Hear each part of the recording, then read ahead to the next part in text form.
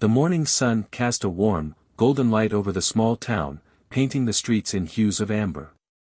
The quiet neighborhood, with its humble row houses and the familiar laughter of children playing on front lawns, held a sense of unity, forged through years of shared struggle and resilience. Before we start this powerful journey of redemption and resilience, take a moment to like this video and subscribe to our channel. Your support helps us continue bringing meaningful stories to life. A young man stood on the cracked pavement outside a modest home, a suitcase in one hand and hope glistening in his eyes. This was more than just the day he was leaving home, it was the day he believed would lead him to a better future. He turned for one last look at the house behind him, where the walls held stories of joy and pain, and the floorboards echoed the prayers whispered late at night. There, on the front steps, stood his father, gray-haired, strong, the lines on his face telling tales of battles faced and dignity preserved.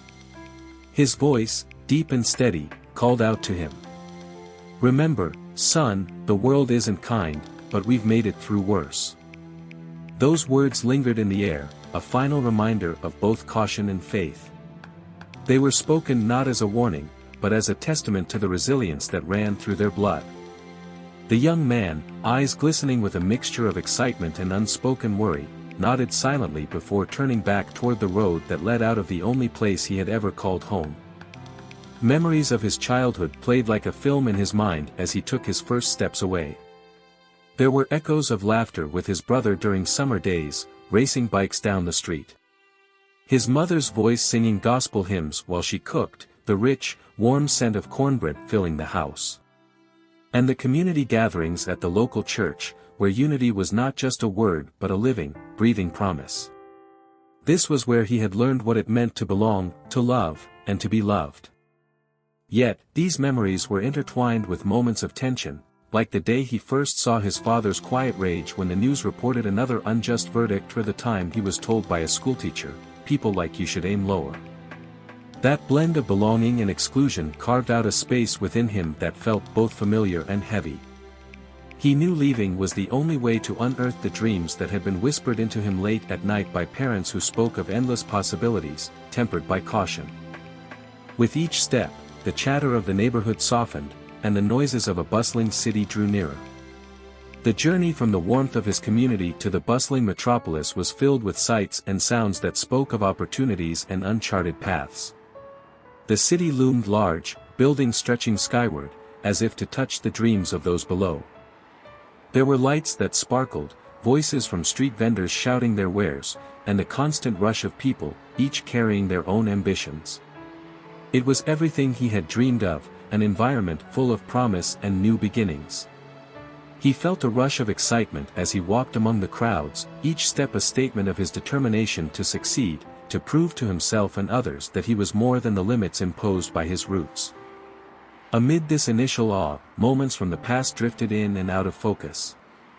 The weight of his father's words sat deep in his chest. They had been meant as a reminder of the challenges that lay ahead, spoken from a place of love built on experience. And as the city welcomed him with open arms, offering the scent of ambition mixed with exhaust and distant music, he felt a spark of something unfamiliar, an awareness that this journey would demand more than dreams. The city, a living, breathing organism of towering skyscrapers and pulsing crowds, wrapped the protagonist in its ceaseless rhythm. It was a stark contrast to the steady, familiar pace of home. Here, the streets hummed with the energy of 1,000 conversations, the honking of impatient taxis, and the click-clack of hurried footsteps. The air, thick with the scent of roasted chestnuts from a vendor's cart and the metallic tang of concrete, was electric with possibility. This was the world he had longed for, a place where dreams had room to stretch and take flight. At first, he navigated the new landscape with youthful determination, eyes wide with ambition. The job he secured in a well-known firm was more than just employment, it was a symbol of his potential and his worth. In those first days, he arrived early, staying late, hungry to make his mark. His co-workers, faces that blurred into a sea of unfamiliarity, greeted him with polite nods, their smiles often tight and rehearsed. It didn't matter, he told himself. He was here to prove something, not just to them but to the doubts that occasionally whispered in his mind. The weeks passed, and subtle shifts began to emerge. In meetings, his voice, confident and rich, was met with interruptions that seemed inconsequential at first. The project ideas he proposed, met with tepid responses, were sometimes repackaged and presented later by others with louder voices and different skin tones, garnering praise. He noticed, too, the way certain conversations in the office paused as he approached, the quick adjustments in tone, the looks exchanged. These were not the sharp, overt forms of exclusion he had prepared himself for, they were softer, insidious, woven seamlessly into the fabric of daily interactions. The evenings offered a different kind of escape.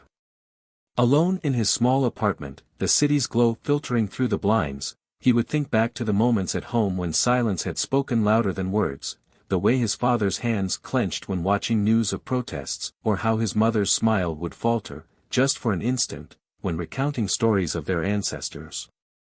The understanding that he carried, that life had never been straightforward for people like them, pressed down on him with a new weight here, surrounded by promises that felt paper-thin. There were times when a colleague, usually well-meaning, would ask with a tone dripping with casual curiosity, "Where are you really from?" The implication behind those words, subtle but clear, would settle uncomfortably in his chest. Even small office gatherings held their moments. The jokes, often offhand and shared with easy laughter, contained an edge that cut deeper than he let on. "You're different, you know," someone once said with a grin that seemed to ask for agreement. The words, meant as a compliment, carried the implication that fitting in was an anomaly rather than a given. And yet, there were glimpses of camaraderie. A woman at work, older and kind-eyed, offered silent support, a shared glance during a meeting or a gentle comment that recognized his contributions when others wouldn't. She spoke from experience, having navigated her own path as someone who knew the coded language of exclusion. "It takes more than hard work," she told him one afternoon over coffee, her voice low but firm. "You need to keep a piece of yourself safe, untouched." As time unfurled, the tension between belonging and exclusion began to carve out a space within him that felt both alien and familiar. The city had taught him new lessons about identity, how it could be both a banner of pride and a burden. He adapted, skillfully maneuvering conversations, learning when to push and when to stay silent, adopting expressions that fit the expectations of those around him. And while he gained recognition, there was a hollow sense to it all, as if the mask he wore was slowly becoming a part of him. A breakthrough moment came during a prestigious client presentation, one he had worked tirelessly to perfect. His slides gleamed with precision, his pitch was clear and compelling. Yet, as he stood before the room, scanning faces for cues of approval, he noticed the quiet exchange between two senior partners. One leaned over and whispered, a slight smirk on his lips. The words were inaudible, but the reaction of the others, a mix of amusement and subtle condescension, spoke volumes. The warmth he had felt just minutes earlier turned cold, seeping into his bones. Afterward, the hallway outside the conference room felt longer, the air heavier. He caught sight of his reflection in the window, a man dressed for success, posture poised but eyes uncertain.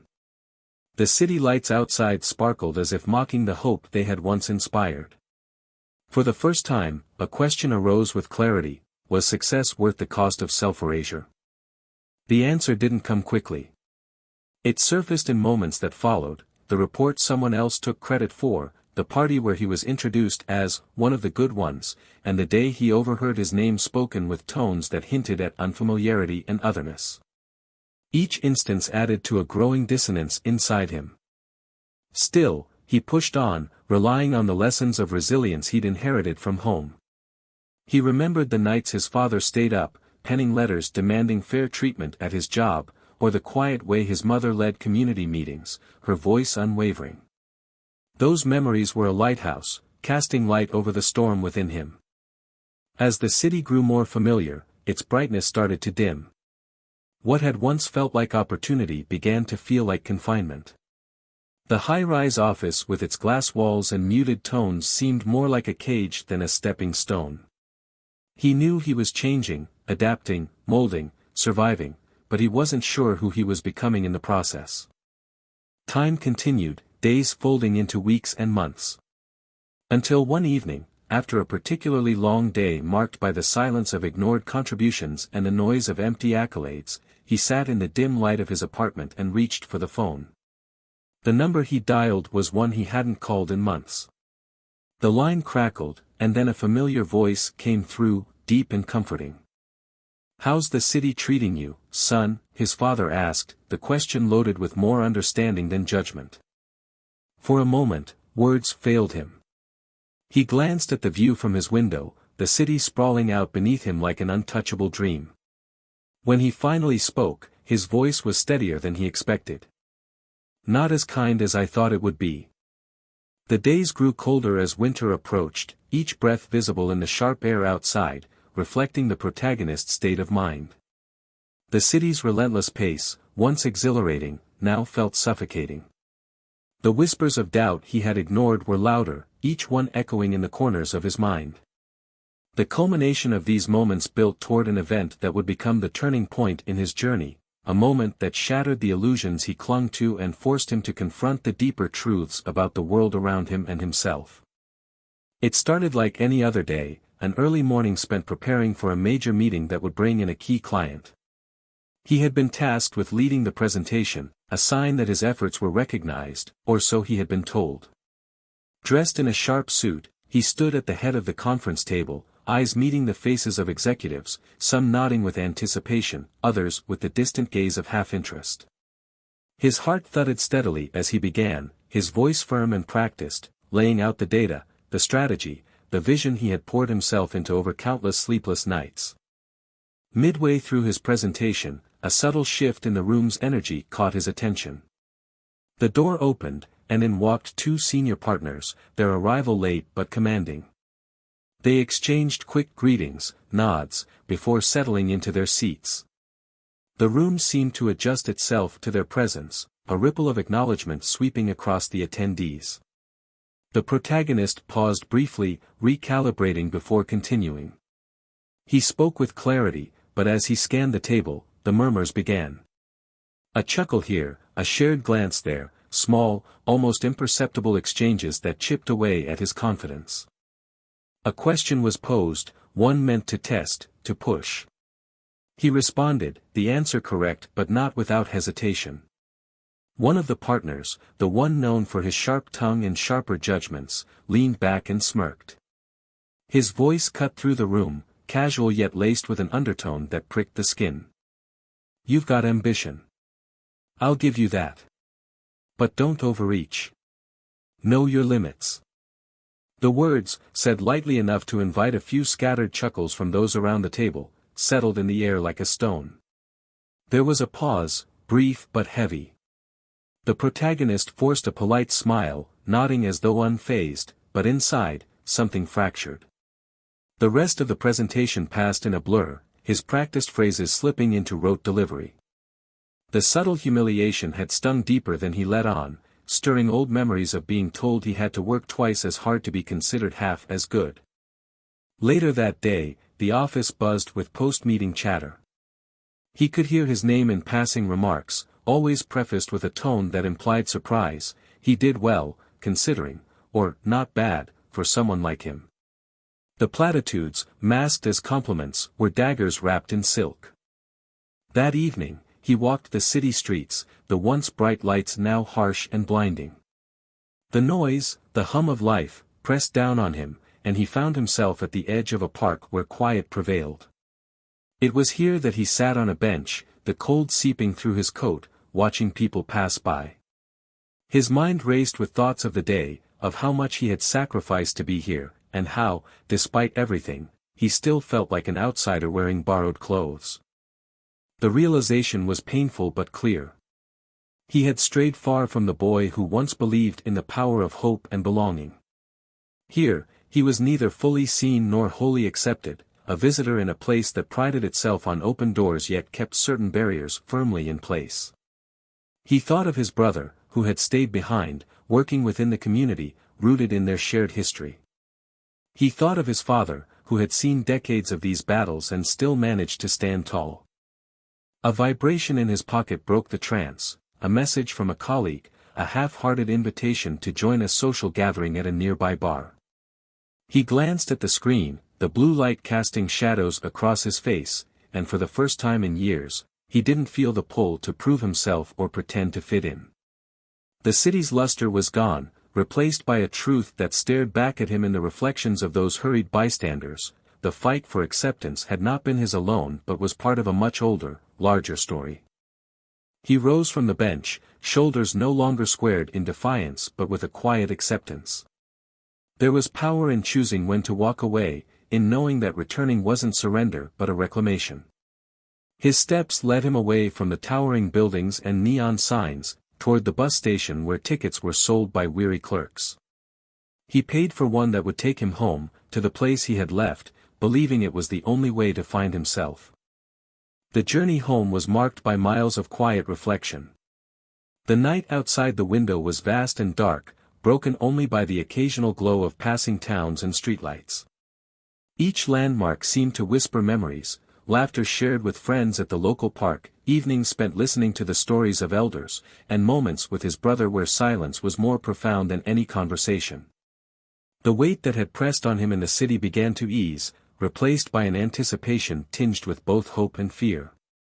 What would home think of him now? Would he be welcomed, or would the distance, physical and emotional, feel too great to bridge? The familiar streets appeared as the first light of dawn brushed the sky with hues of orange and pink. The town was just waking up, its rhythm unhurried compared to the city's relentless pace. He stepped off the bus, bag in hand, eyes scanning the streets that hadn't changed much. The same old bakery with its chipped paint, the corner store with its faded sign, it was as if time here moved differently, preserving moments he thought he had outgrown. The walk to his family's house was shorter than he remembered, and before he knew it, he stood at the front steps. The house, small but sturdy, held the echoes of his childhood, the creak of the front door, the uneven porch where he and his brother would sit and talk about their future. He hesitated for a moment, drawing a breath deep into his lungs, before pushing the door open. Inside, the familiar scent of home, a blend of worn wood, morning coffee, and the subtle sweetness of his mother's hand cream, washed over him. His father was seated in his usual chair, the morning paper spread out before him. The older man looked up, eyes meeting his son's with a mixture of surprise and something unspoken. There was a pause, a heartbeat where time seemed to stand still. "You're back," his father said, voice rough from years of speaking truths and stories. "I'm back," the young man replied, setting his bag down as the room seemed to shrink the distance between them. The conversation that followed was tentative at first, punctuated by the noise of the morning, birds calling outside, the kettle whistling in the kitchen. The father, weathered and wise, listened more than he spoke, allowing his son's words to fill the space, stories of the city, the victories, the defeats, and the moments in between that had reshaped him. He spoke of the loneliness, the battles fought without armor, and the realization that winning in a place that demanded he leave parts of himself behind was no victory at all. His father's eyes, deep with the weight of experiences passed down through generations, softened. He reached out, a gesture that bridged the years they had spent apart, and placed a hand on his son's shoulder. "You found what you were looking for, even if it wasn't what you thought it would be," he said, the words resonating in the stillness of the room. His brother entered then, drawn by the voices. The initial shock on his face turned quickly into something harder to read, relief, resentment, or perhaps a blend of both.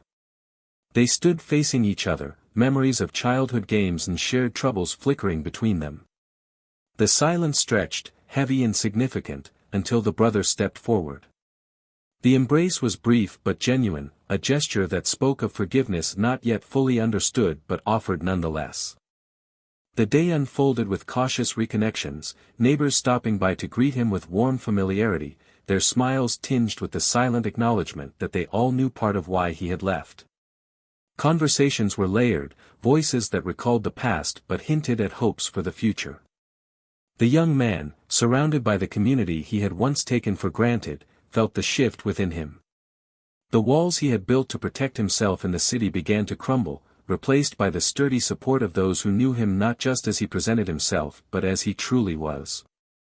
There was a moment late in the afternoon when he and his brother stood outside, watching the sun dip below the horizon. The younger man spoke, voice quiet but firm. "I thought leaving was the only way to find myself. I didn't realize that everything I needed was already here." His brother nodded, the unspoken understanding of shared struggles and aspirations evident. "Sometimes, you have to go far to know where you belong." The sound of laughter drifted from inside, where their father sat telling stories, the deep rumble of his voice punctuated by the warmth of shared memories. For the first time in years, the young man felt a peace that the city, with all its noise and promises, had never been able to offer. The day turned to night, the house glowing softly against the dark. Inside, voices carried, full of stories both old and new, weaving together a tapestry of resilience, forgiveness, and unity. And as the young man sat among them, he understood that redemption was not found in the approval of others or the validation of status, but in returning to the roots that held him up and the people who had always known his worth. The house grew quieter as night deepened, conversations giving way to shared silences, the sort that spoke volumes more than words ever could. The young man sat beside the fireplace, the flicker of flames casting warm, dancing shadows on the walls.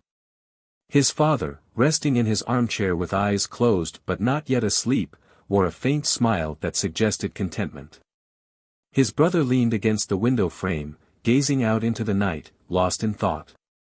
The atmosphere was thick with a kind of peaceful nostalgia, heavy but comforting, like an old quilt that had seen better days but still provided warmth. The young man's mind drifted back to the path that had led him here, every choice, every doubt, every battle that felt like it might break him.